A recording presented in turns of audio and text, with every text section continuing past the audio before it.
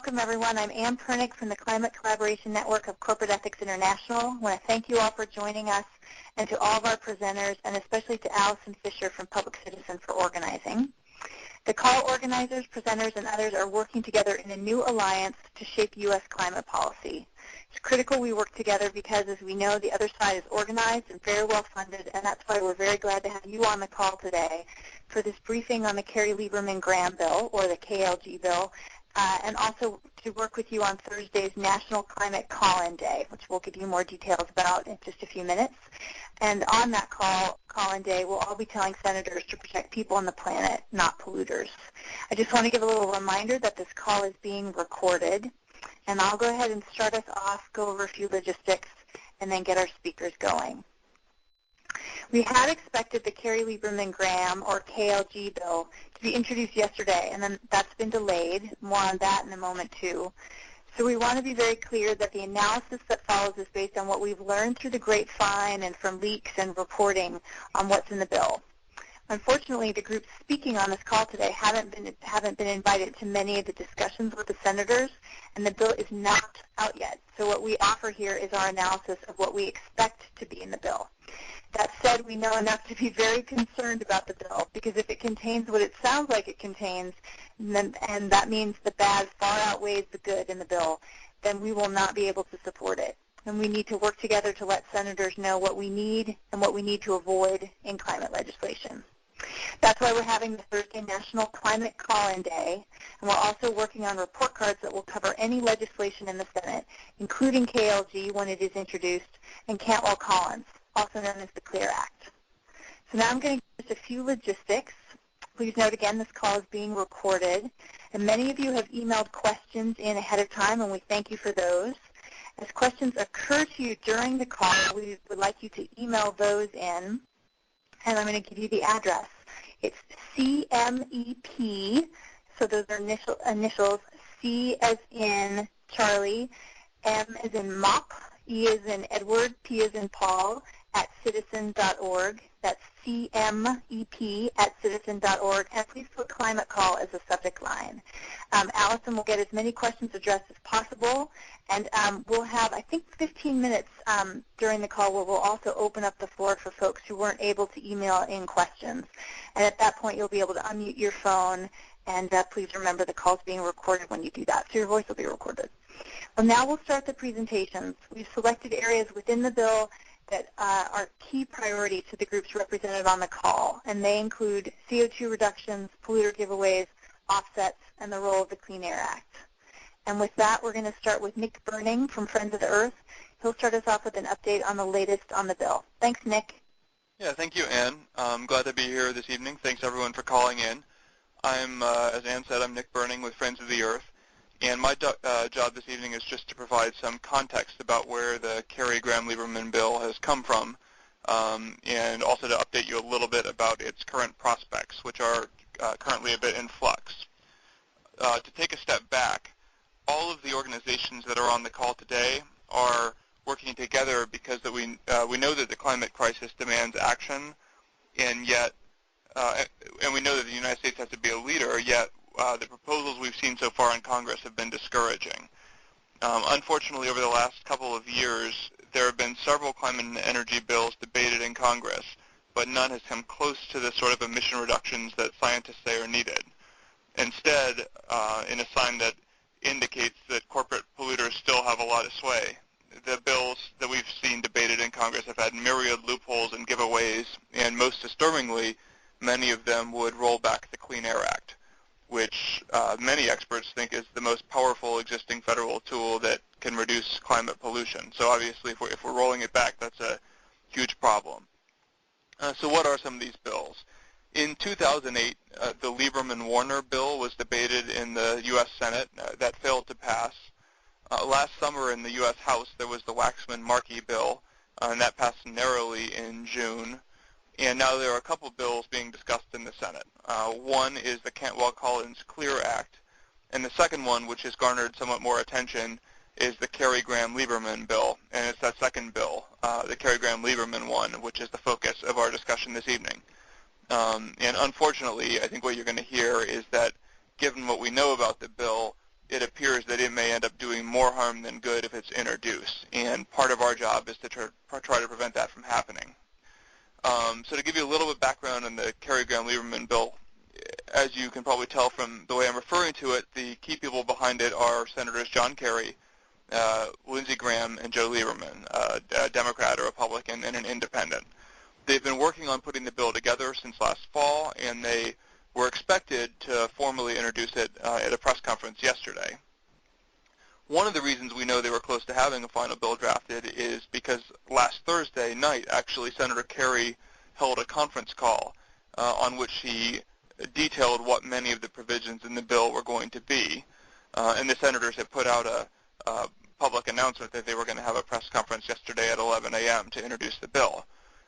This last weekend, though, the plan ran into a hitch when Senator Graham announced that he was going to withdraw from the process. And the reason he said was that he was upset Democrats had decided to move forward with an immigration bill, potentially before they move forward on a climate and energy bill. So Senator Graham pulled out of the process, said he wouldn't support the bill, and therefore it was not introduced yesterday. To many of us, that was somewhat of a relief in that while we know we need strong climate legislation, it appears that this bill was not strong and in fact would have taken us backwards in many ways, and we sort of have a new opportunity to push again for a stronger bill. The next speakers on the call are going to go into a little more detail about what that means. As for the current state of play, there's been a flurry of activity. While many of our groups have called in the Senate to look at stronger legislation, there are many other powerful groups and interests that are pushing hard to get Senator Graham back onto this bill. Just a few hours ago, Senator Harry Reid, who's the majority leader in the Senate, announced that he was now planning to bring an energy bill to the floor before an immigration bill, which appears to be an attempt to get Senator Graham back onto the bill. It's unclear whether that's going to be enough to get him back on board or where exactly this is headed, but obviously the bill is not yet dead and could be introduced really at any point. What we do know is that if the senators introduce the bill, we're going to have our work cut out for us, and so let's hear some specifics about what that means, and I think Devin from Friends Committee on National Legislation is going to kick us off. Sure. Thanks, Nick. This is Devin from the Friends Committee on National Legislation, and I'm going to go into the emissions reduction targets of the Kerry-Graham-Lieberman bill and the mechanisms that the bill has to get those, to achieve those reductions.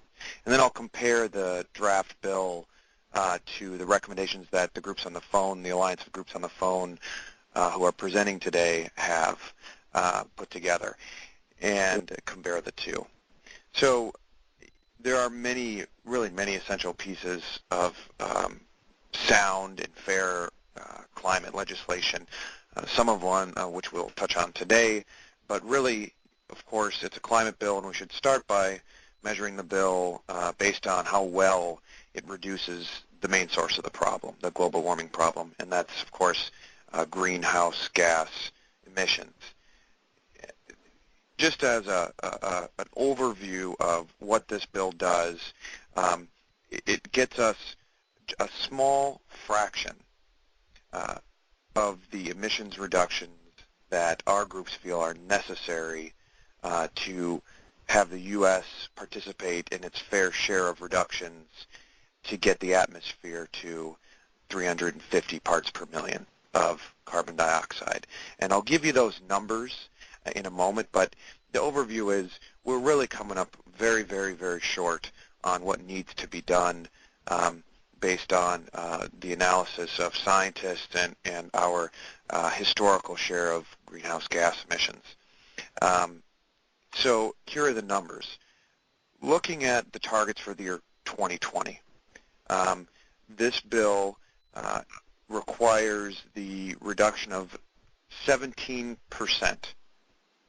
of greenhouse gases from what the U.S. was emitting in the year 2005. Now, many of us have frequently talked in terms of 1990 baseline levels, and that's what, for instance, most of the international negotiations have used as a baseline. So let's use that number because I think it's more helpful. And so this bill asks, again, in the year 2020, it requires, and I'll put caveats on that requirement, but it requires only a 4% reduction below 1990 levels in the year 2020. And one of the big, besides being very inadequate and not getting us to where we need to go, another problem is that many of those reductions could be met by using a very problematic a thing called carbon offsets. And I know many of you will be familiar with that term, but it'll also be addressed later on this call briefly. So 4% below 1990 levels in 2020. Now, by contrast, the groups on this phone, the alliance that's come together to work on climate legislation, has called for a 40%, 4 versus 40, a really huge disparity, tenfold, right? A 40% reduction in U.S. greenhouse gases by 2020 using that 1990 baseline. And we have lots of documentation on how we got to that and the science behind that. You can contact any of our groups and we can send you more information. But the reality is we're just a long ways away from where we need to go. So secondly, that's the emission reductions goals. The mechanisms, the details of this draft were really changing up until the last moment here. Was it going to be partly a carbon tax on transportation? Was it going to be mainly cap and trade? And really, in the end, it's basically the House passed bill, the Waxman-Markey bill, which has at its core a large cap and trade system, and that's this pollution permit trading system in which all of the permits would be given out for free to industry, and then they could trade amongst each other. And this is really, we can remember back to the Obama campaign and even in his early years in office and his first budget proposals, contrary to what Obama's kind of polluter pays principle was stated as, came out as what he campaigned on in the original years of his presidency and in his candidacy. So instead of being auctioned off, these polluter permits would be given away, and then if it's like the House bill, Wall Street and Goldman Sachs and Morgan Stanley, et cetera, will be able to play in this multi-trillion-dollar market. So we don't have the details of how that all turned out. Again, this is based on reports from the media, but if it's like the House passed bill, which many indications point to, it would have this type of open market, so to speak, where Wall Street could participate at its leisure. And the groups on the phone have really recommended an opposite kind of approach in keeping Wall Street out of any pollution permit trading system, if there even needs to be one at all, and also including, if there is, any really tough prohibitions on things like speculation and transparency requirements and other strong protections, which we really don't know if they're in the bill or not. So I'll stop there and say that, the reductions are about a tenth of what we were calling for, and we have a cap-and-trade system that is unknown but maybe open to Wall Street, which these groups on the phone oppose. Thank you. Thanks, Devin. Let me see if Tyson has joined us. Yes, I'm here. How are you? Perfect, Tyson. Good. How are you? Go ahead. I'm excellent, and hello to all the activists out there. Thank you so much for joining us today. So I wanted to briefly talk about a couple of things, one of which is, as Devin had mentioned, the role that offsets play. So basically what offsets are, let's say you are ExxonMobil and you've got a refinery down in Louisiana, and instead of reducing the emissions at your oil refinery in Louisiana, offsets allow you to purchase some sort of emission reduction that might be theoretical that is going on somewhere else. It can be local or it can be international. So let's say I'm ExxonMobil and I don't want to reduce the emissions at my Louisiana refinery, so I pay a farmer in Brazil, or I pay a farmer in Iowa, or I pay a industrial facility in China to allegedly become more efficient in its operations and I am able to get the credit at my ExxonMobil refinery for the alleged emission reduction that occurs from the agricultural process or the industrial efficiency process that's happening either close to home or halfway across the globe. And the problem with that is that the experience that we've seen in Europe is that there is very little transparency in this global emissions market. And although we don't have the details of the Kerry-Lieberman-Graham bill, when I heard John Kerry talk about this last week, he said there was going to be, quote, a large role, end quote, for offsets in their climate bill. And what that tells us is that large corporations have successfully lobbied to make sure that they can pay relatively small amounts of money to dubious transactions happening around the globe, and Wall Street has a huge financial role in this because they are the largest brokers of offset deals. And so you've got large corporations and Wall Street lobbying very aggressively to ensure that there is a significant role for offsets. And the problem is, as Devin pointed out from a climate perspective, is it infringes on the integrity of the emissions reduction cap, because rather than reducing emissions here at home, we are relying on a crutch of offsets to have alleged emission reductions somewhere else far away. So that's one of the big concerns that we have about offsets, and it looks as though offsets are going to play a major role. And we'd like to see, I mean, different groups on the call here today have slightly different positions. From Public Citizens' position, having a very minor domestic agricultural offset role might be acceptable, but when you start looking at a huge global, massive scale offset market, that's just benefits Wall Street and large corporations, and it doesn't benefit the climate. The other issue that I'll talk about very briefly is corporate giveaways, and this bill is all about corporate giveaways because the structure of the bill was for corporations. The principals involved in negotiating this bill were meeting in private. They were not meeting in public meetings. They were routinely meeting with corporate lobbyists representing the largest polluters in the United States, and they were tweaking the details of this legislation to cater to the petroleum interests, to cater to the electric utilities and to the coal and nuclear interests. And so that's why we've got massive corporate giveaways. The biggest one is for nuclear power. John Kerry talked last week about loan guarantees and risk insurance that will provide public subsidies to build 12 nuclear reactors. That is pushing the public subsidy cost up to around $100 billion for a technology that is incredibly risky, that has not proven itself, and that still has a number of significant safety, security, and waste concerns to the general public. And it's unacceptable considering the cost-effective alternatives like renewable energy, wind and solar, and investments in energy efficiency that are getting shortchanged in this climate bill. We know that Senator Kerry talked about $10 billion to build new clean coal power plants. There's no such thing as clean coal. That is a technology that is still on the laboratory table. There isn't a single project around the globe where clean coal has yet to work. There are the oil companies have also, 3 of the 5 large oil companies have come out and allegedly endorsed certain details of this bill because the cap-and-trade system for them is not going to significantly alter their bottom line.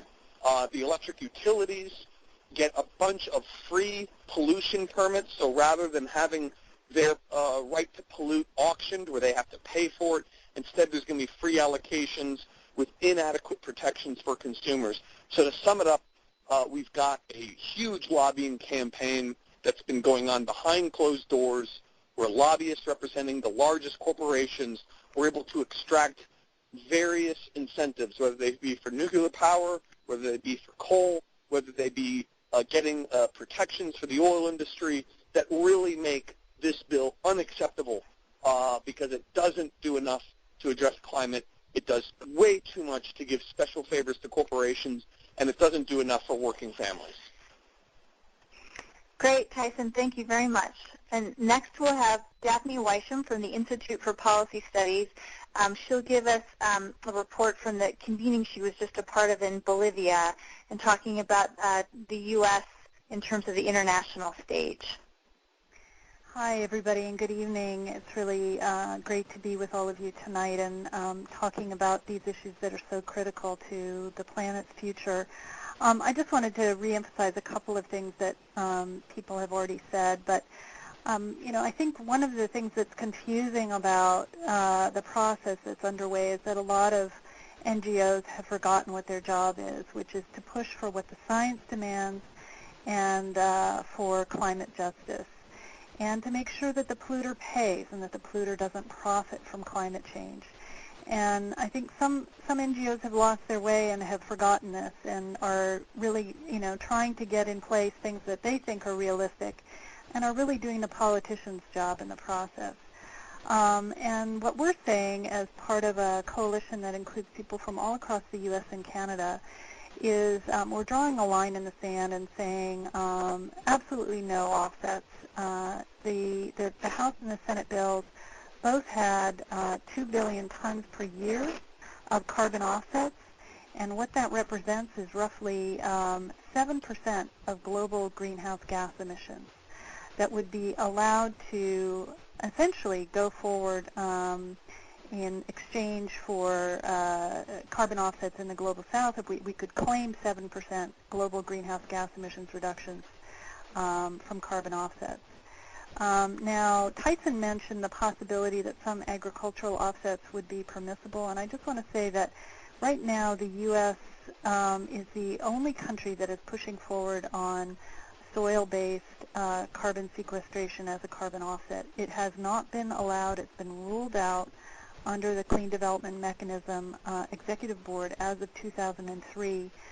So if the U.S. were to push forward on this agricultural offset provision that is probably going to be part of a Kerry-Lieberman-Graham mix, it would open up a Pandora's box of ag offsets globally, which would just be a boon to the likes of Monsanto and others that are eager to see no-till agriculture with Roundup-ready crops, GMOs, qualifying for carbon offsets. So I just want to caution people on the ag offsets issue. We've got a fact sheet on that. We've also got a fact sheet on gas flare reduction in Nigeria and what that means for greenhouse gas emissions reductions, or what it doesn't mean, rather, and also on tar sands and offsets. So this is, I think people have been hoodwinked into imagining that somehow offsets equals money for windmills and solar panels, and what we're seeing is that offsets, by and large, are going towards the lowest hanging fruit, the cheapest things like methane capture from pig farms or incinerators, so-called waste-to-energy schemes that are belching out toxic byproducts into the atmosphere. So that's my rant on offsets. Now, in terms of I'm just back from Cochabamba People Summit, and it was very clear that it was a very uplifting experience being there, and really like this was the first time that the voice of the people was being heard at the international level. And I encourage all of you, if you can engage in one way or another, it looks like there will be another summit next year, and it's really representing a challenge to the process that has really been held up by the U.S. at the UN level, and saying that the voices of the people are going to step into the gap. If the UN can't lead, then indigenous peoples and others that are looking for a path to stabilize greenhouse gas emissions and also to achieve climate justice are going to step into the gap. And it was very clear there that carbon offsets were not going to be part of the agenda for the indigenous peoples and others that were gathered there. They recognized that it's a false solution. So I'll leave it there and turn it over to the next speaker. Thank you, Daphne. In just a moment, we're going to have Rose Braz from the Center for Biological Diversity speaking on the Clean Air Act. And before Rose starts, I just want to let everybody know that we are, Rose's is the last presentation, and then we're going to have some more information about the call-in day and then the Q&A. So you're going to want to email any questions you have in the next few minutes so we can catch them in time for the Q&A. And remember, the address is CMEP, like Charles, Matthew, Edward, Paul, CMEP @citizen.org, and please put climate call as the subject line. And so with that, let me let Rose take it away. Hi, everybody. Thanks for getting on the call tonight. We really appreciate your interest and involvement in this issue. And I get to share with you some good news and some bad news. The good news is around what we could be doing today with the Clean Air Act and what we've started to do with the Clean Air Act. And the bad news, of course, is that what we have heard coming out of the Senate is that the Kerry-Lieberman-Graham proposal would actually gut the Clean Air Act's ability to curb carbon pollution. So where we are right now is that, the Clean Air Act already provides many of the necessary tools to reduce greenhouse gas pollutants today. And it not only has those tools, it has a track record, a 40-year track record of success in curbing other pollutants. And it's done that in an extremely cost-effective way. The EPA has studied the Clean Air Act and has found that the cost benefits have been 42 to 1. For every $1 spent on regulation, we've had $42 worth of savings in in preventing lost work time, health care, et cetera. So the Clean Air Act has a 40-year track record of success in curbing pollutants, and it has a 40-year track record of success that is extremely cost-effective. In fact, the Clean Air Act has reduced every dangerous air pollutant it has ever addressed. I'm thinking about lead, particulate matter, sulfur dioxide, nitrous oxides, carbon monoxide, ozone, and many other hazardous air pollutants. And now what we should be doing is dealing with the Clean Air Act facing one of the most dangerous, most injurious air pollutants we've ever faced, and that's greenhouse gas pollutants.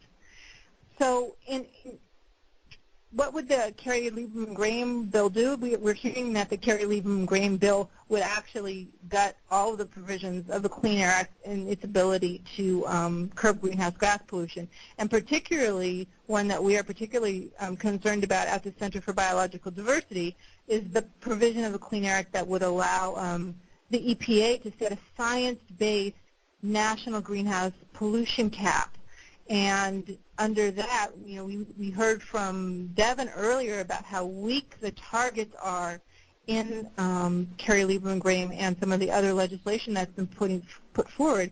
But under the Clean Air Act, we have a provision that could get us to 350, which is the level that scientists say we must reduce carbon in our atmosphere in order to survive as we know the planet today. So that's a huge loss. Another huge loss was right now under the Clean Air Act, we can regulate massive stationary sources of greenhouse gas pollutants. We're talking about coal-fired power plants. We're talking about cement plants, big industry. That would be lost. And Kerry-Lieberman-Graham goes further than even previous forms of climate legislation that we've seen in that it would get the state's ability to provide more restrictive regulations for automobile standards and other innovative state and local programs that conserve energy. It would take that power away from the states. Perhaps the best example of why we need both the Clean Air Act and new climate legislation that is strong and powerful and doesn't gut the Clean Air Act is the acid rain program from the early 1990s, where when Congress passed that program, it did not gut the Clean Air Act. It did not waive the Clean Air Act, but it built upon the foundation of the Clean Air Act, and that is what we think any good climate legislation needs to do, is to build upon the success and the proven success of the Clean Air Act.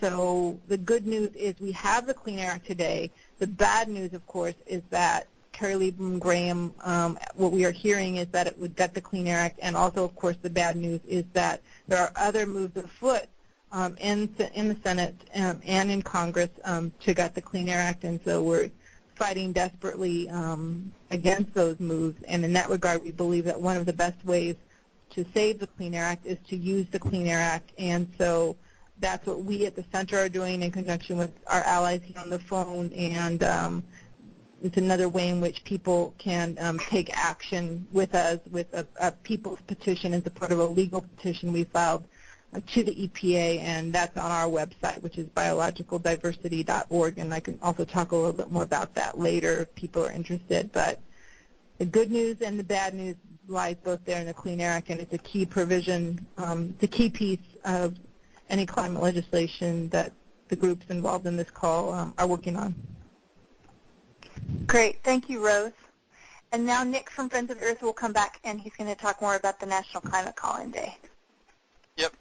Thanks, everybody. This is Nick. I'm back. So we've heard some pretty alarming news about what this legislation may contain in terms of loopholes, giveaways, rolling back the Clean Air Act, and of course not having the emission reduction targets that are strong enough according to what the scientists are telling us. So what do we do about it? We're holding this call not just for the purpose of information sharing, although that's valuable, but also we're hoping that we can encourage everyone to take action. And one concrete thing we're going to be doing this Thursday, it's 2 days from now, on the 29th, is a national call-in day to the Senate, where all of our organizations are going to be asking our members and activists to call their senators and in response to this Kerry Graham-Lieberman bill and demand something better. And we're hoping all of you will join us. Part of the reason that this bill is so bad is that the corporate polluters wield such tremendous influence in Washington right now, and have for a long time. But if we mobilize and organize effectively, and if we can get enough Americans engaged, we can beat those corporate polluters. So how do you participate in this call-in day? Well, if you're on one of our group's email lists, you're probably going to hear about it from us via email. But if you're not, or if you're just looking for other ways to get engaged, if you go to the website climaterealitycheck.org, so that's climaterealitycheck, that's all one word, .org. We've got set up there more information about both the purpose of the call, a script for the call, so you'll have some language you can use with your senators if you'd like, the number for the Senate switchboard that will help you connect with your senators, and then also a report back form. It's really useful to us to get feedback from all of you about what different Senate offices are saying and whether they're receptive and whether they're going to fight for a strong bill and protect the Clean Air Act. Again, that website is climaterealitycheck.org, and we hope you will go there, share it with your friends, and that on Thursday you will make calls to your U.S. senators and ask them, to realize that the Kerry Graham-Lieberman bill as currently constituted does more harm than good, that B, we need a real climate bill passed, one that maintains the Clean Air Act, and that C, just the broad general message, a climate bill should protect people and the planet, not polluters. One more time, that URL, climaterealitycheck.org. You can also, if you don't have email or internet access, you can call your senators directly via the Senate switchboard, and that number is 202-224-3121. One more time, 202-224-3121. So enough about that call-in day. We hope you all participate, but we want to hear from you as well and some of your comments and questions. So Allison from Public Citizen, I believe, is going to run the Q&A session. Great. Thanks, Nick. As Nick said, I'm Allison Fisher. I'm the energy organizer for Public Citizen, and I just want to thank all of you for joining us and taking such an active interest in this very critical issue. So we're going to go ahead and just jump right into the Q&A. As Ann explained at the beginning of the call, what we're going to do is spend about 15 minutes drawing from the questions that were submitted in advance or questions that have been sent to me via email during the course of the call. Then what we'd like to do is just use the balance of our time to open up the lines and have people ask questions directly on the phone. So just to start off, What I'm going to do is, if the name has been provided, I'm going to announce who submitted the question. I'm going to read the question, and then I'm going to direct it to one of our experts.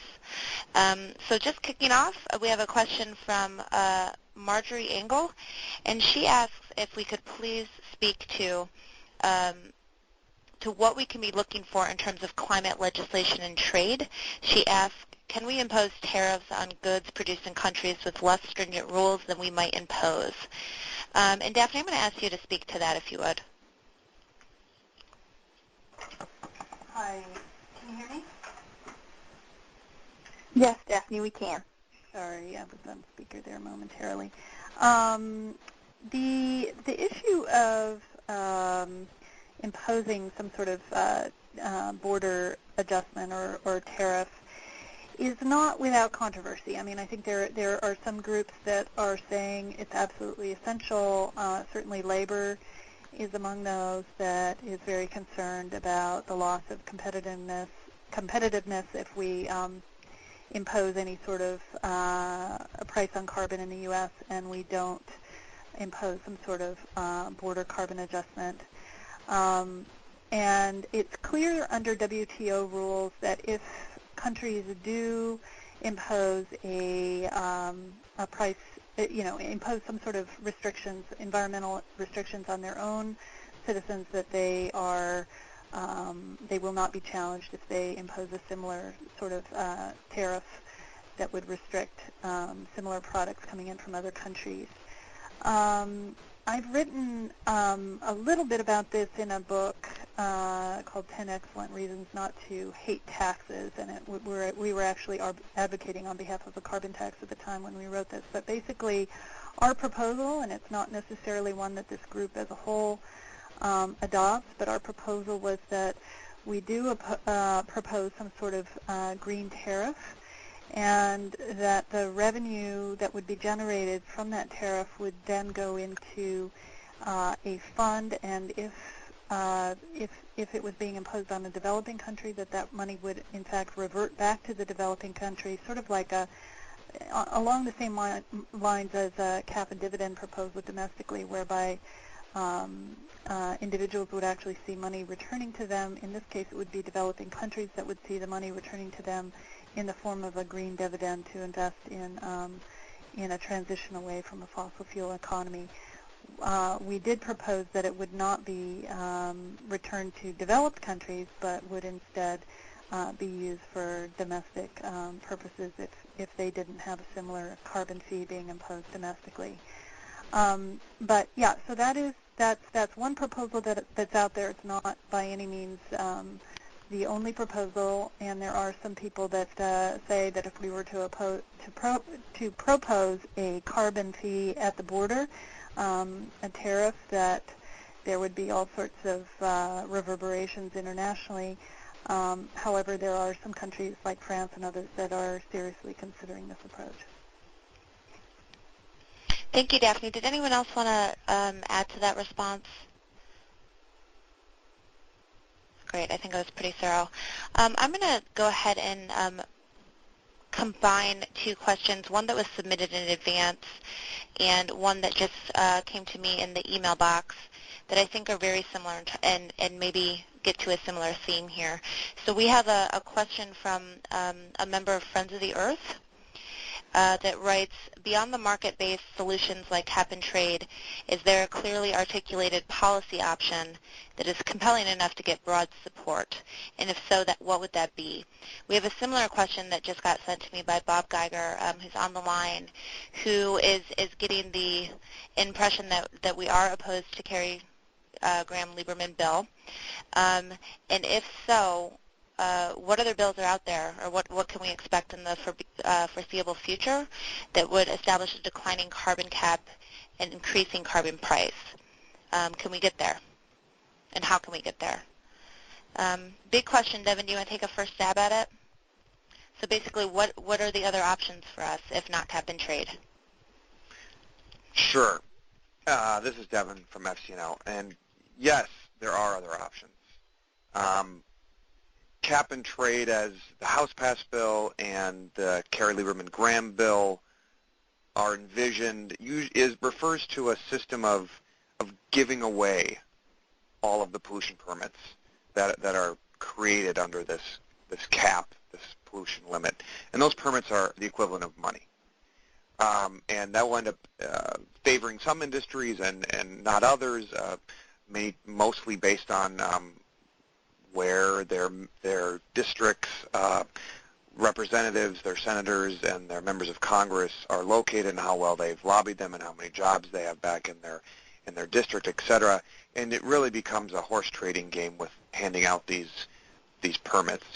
And then usually this cap and trade system, that again is the House passed bill and the Kerry-Lieberman-Graham bill, has a large, open to any participant market, a market for trading these pollution permits, these pollution allowances, and that anyone could be literally you or I, and it could be and would be Goldman Sachs. And this would very quickly be a multi-trillion-dollar market, as been testified by many officials, that this very quickly would be a giant market that would have a great deal to be gained by certain players, which would be at the expense of the consumer and potentially the whole environmental cap-and-trade system. So another approach. So there is a bill out there right now in the Senate, I'm sure many of you have heard, called the CLEAR Act. It was introduced by Senators Maria Cantwell of Washington State and Susan Collins of Maine. And their take on a system to reduce pollution is to modify the giveaway part. So they're not giving away these pollution allowances that are created by this system, but they make every polluter pay. It's called a 100% auction system, where the government would auction all of these pollution permits, and then only polluters who had to turn in these permits, in this case only a few thousand polluters at the top of the kind of pollution food chain, would be able to hold these permits or trade these permits. This was intended to keep Wall Street out of this system, and this became such a popular idea that Kerry-Graham-Lieberman actually claimed that they were going to incorporate some of these CLEAR Act parts into their legislation as market limitations. Now, we don't have that finalized. We don't have that text. We don't know if that happened, but in this climate, we can see why keeping Wall Street out is really popular and is also in all of our groups' view the right policy as well. Another approach is a non-tradable kind of direct pollution fee, more of a carbon tax approach, something that would not fluctuate in price on a market. It would not be tradable, and that fee could still be linked to trying to get to specific pollution limits or a cap. And so you would adjust that carbon price or that pollution fee based on where you wanted to go. If you weren't getting enough reductions, you dial it up, et cetera. You turn that up. And the goal of a lot of these groups on the phone is to bring those proposals forward.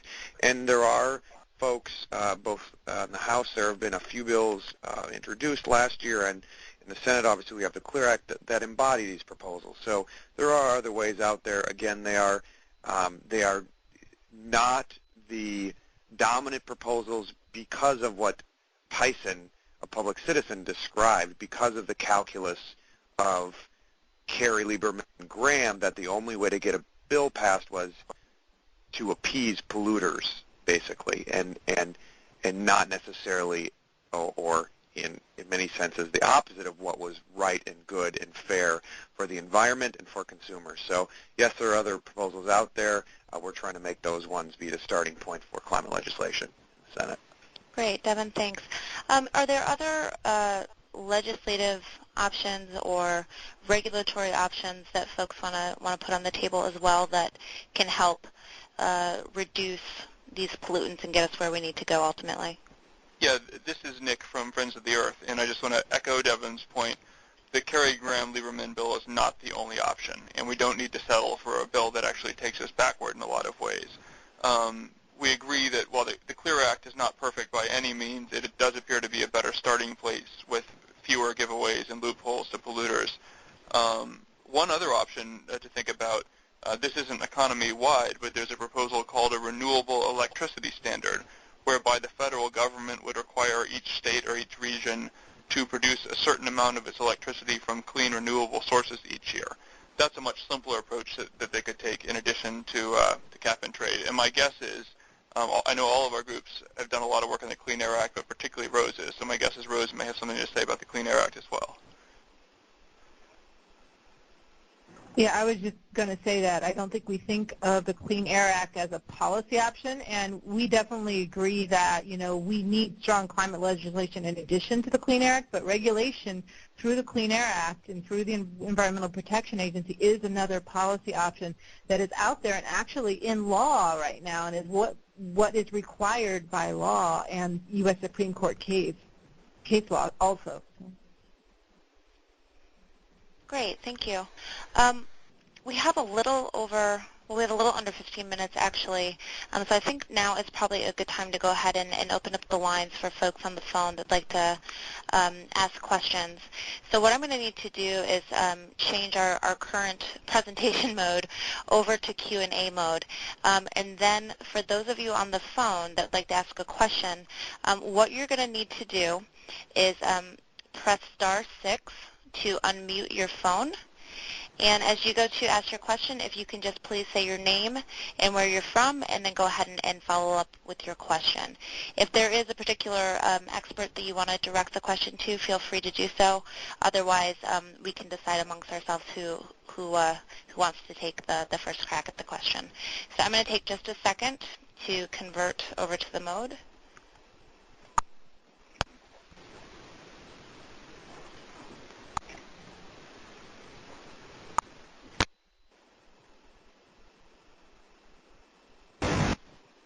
Okay, feel free to ask questions at this point, and *6 to unmute yourself.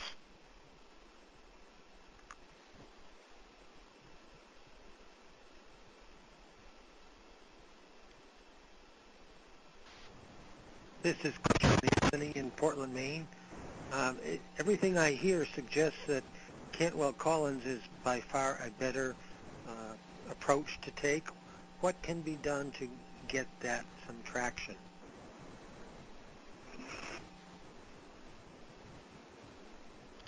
Devin, would you like to take this call, or take this question, rather? Excuse me. And maybe start where kind of the status of the bill is now. Yeah. Sure. And is there an opportunity for it to move? Sure. Well, the bill was introduced back in December by the two senators and has always been the underdog in this entire process. And also, to be clear, we like a lot of the pieces, of the components of this bill, and there are also some that are inadequate. I should maybe lift those up to make sure we're talking about something that's not perfect. Of course, nothing is, but it is important to know what's missing here. One of the biggest ones is the reduction level, and those are also kind of in the same, on par with Kerry Graham-Lieberman. What we do like is the structure it sets up, the starting point it sets up, the potential for it to be turned up, so to speak, later on when, say, the political will is there to do more, where we see, at least especially speaking for my group, FCNL, see Kerry Graham-Lieberman as completely not being that structure that can never be turned up, that it would fall apart. So it's sitting there right now. It is definitely the underdog. What can we do to lift it up? We can contact senators, and when we talk about our call-in day, we can reference the CLEAR Act as a superior approach for going forward in the Senate. So for the Thursday call-in day, I can imagine, the top line, I think, for all of our groups is saying keep the Clean Air Act, because no matter what, we need to have that intact.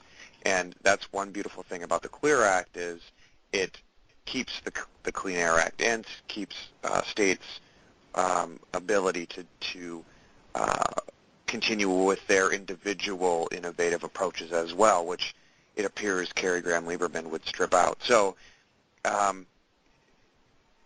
lot of things have to play out here. Honestly, we don't know how this is going to go. There's a lot of drama going on with Graham pulling out of his bill at the last minute. We're trying to lift up the CLEAR Act as, look, here's something that's already been put together. It's simple. It's already been introduced. It has bipartisan support. But honestly, we need some other people to show it some attention. It has been getting good media, but we need senators to say this is what we'd want to support. And it really, last thing I'll say is, there's a huge divide here between the two bills in this. Kerry Graham-Lieberman was set up for polluters. It was set up to ease the path for industry support, so that trade organizations like the American Petroleum Institute would not run attack ads on their bill. That's how that bill was set up. It was to pay off basically these interests. The CLEAR Act is the opposite. It is set up to give back money to the people and to not pick winners and losers. So if you can articulate that message, if you can tell your, even without saying the CLEAR Act, it's just that message of something that's made for the pollution, for the environment. We need a bill that's made for the environment and consumers and people, not for polluters. The natural answer to that is the CLEAR Act, or something like that as a starting point. So I don't know if that was very specific, but that's a start. Great, thanks. And I would just say for any folks that have follow-up questions or responses to any of these answers that we're giving you, please feel free to email us, and we can direct those follow-up questions to the appropriate people. And again, that's cmep@citizen.org. Are there other questions from the phone? From the line?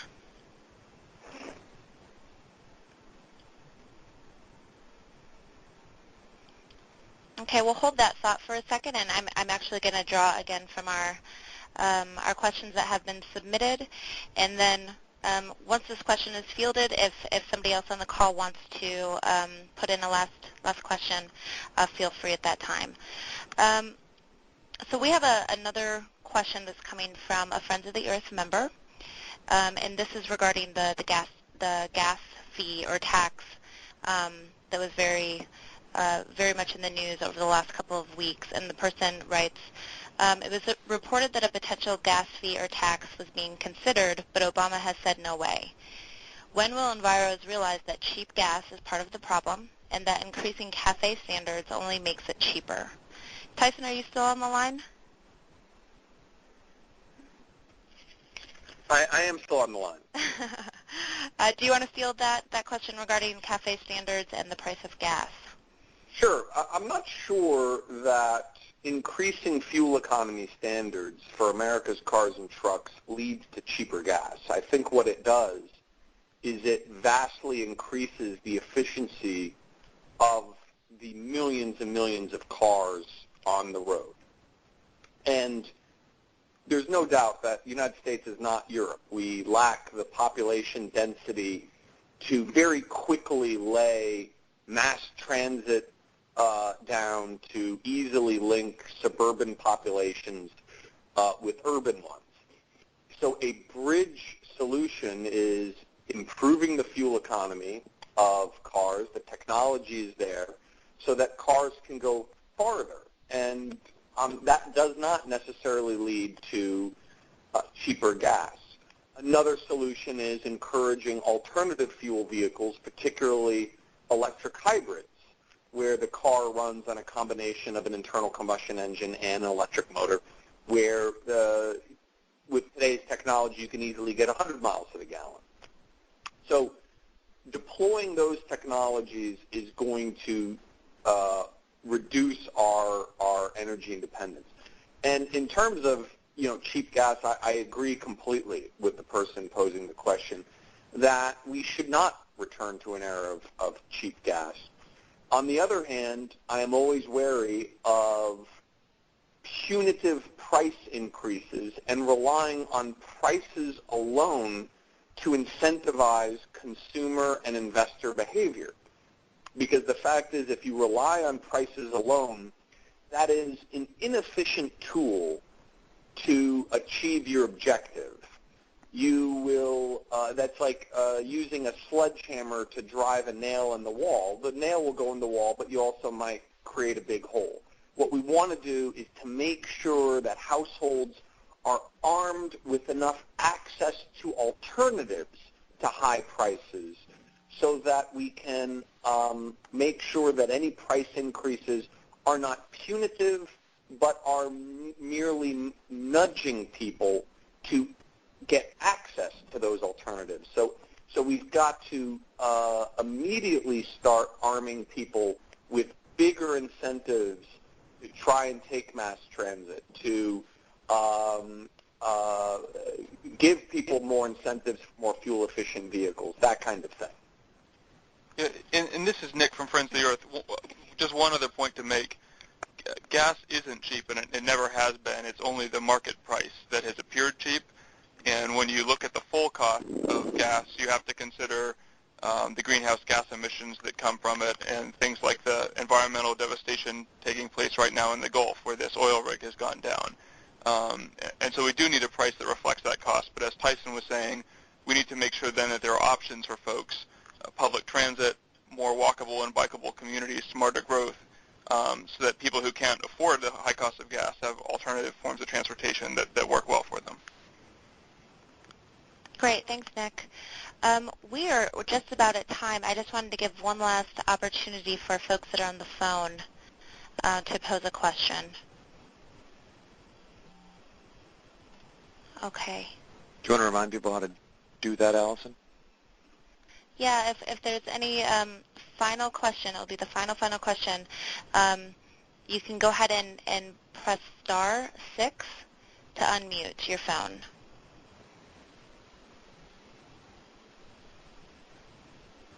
Okay, great. Well, at any rate, I think it's been a very interesting call, a lot of great information, and we really, really appreciate the time that folks took to participate in the call and to send in all of these great these questions about climate change and our need to address it and how we are going to address it.